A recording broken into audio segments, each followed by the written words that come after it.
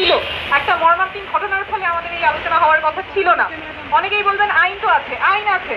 বাংলাদেশে আইন হচ্ছে ধর্ষণের পরে 15 দিনের মধ্যে তদন্ত কমপ্লিট হবে, মামলা নিষ্পত্তি হবে কয়দিনের মধ্যে? 90 দিনের মধ্যে। এটা আইন অনুযায়ী। কিন্তু এই আইন কি প্রয়োগ হয়?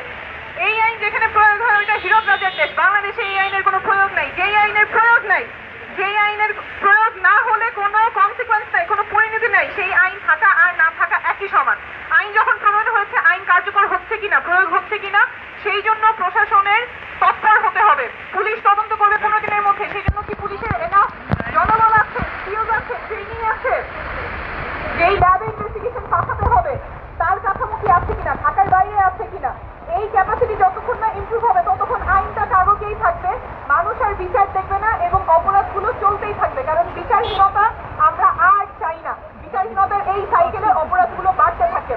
আমরা বলছি ভুক্তভোগী সহায়তা লাগবে। মনসন ক্রাইসিস সেন্টারে গিয়ে যে ভুক্তভোগী তিনি একই সাথে মানসিক স্বাস্থ্যের সহায়তা, আইনি সহায়তা সবই পাবেন। কিন্তু এই অতিথিগুলোর অবস্থা কি, ঢাকার বাড়িগুলোর অবস্থা কি?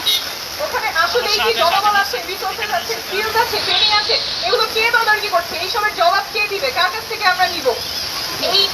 এই যে পুরো গভর্নেন্সের একটা ফেলিয়ার হচ্ছে, এই ফেলিয়ারের দায় নিতে হবে এবং এই জায়গায় আমাদের জবাবদিহিতা চাইতে হবে। সর্বোপরি এখন আমরা একটা এমার্জেন্সি সিচুয়েশনের মধ্যেই আছি। এতগুলো ইনসিডেন্ট হচ্ছে, একটা ফাস্ট ট্র্যাক সার্ভিস চালু করার প্রয়োজন, যাতে যে কেউ যদি সহিংসতার শিকার হয় তাহলে সেটাকে একটা কুইক নাম্বারে ফোন দিতে পারে নিকটস্থ পুলিশ থেকে, ফাস্ট ট্র্যাকের টিম চলে আসবে যাতে সহায়তা দিতে পারে।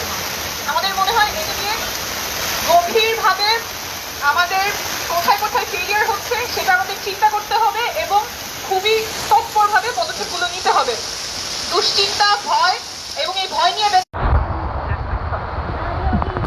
অসংখ্য ধন্যবাদ যারা আজকে উপস্থিত ছিলেন, বিশেষ করে আমাদের সাংবাদিক বন্ধুদের।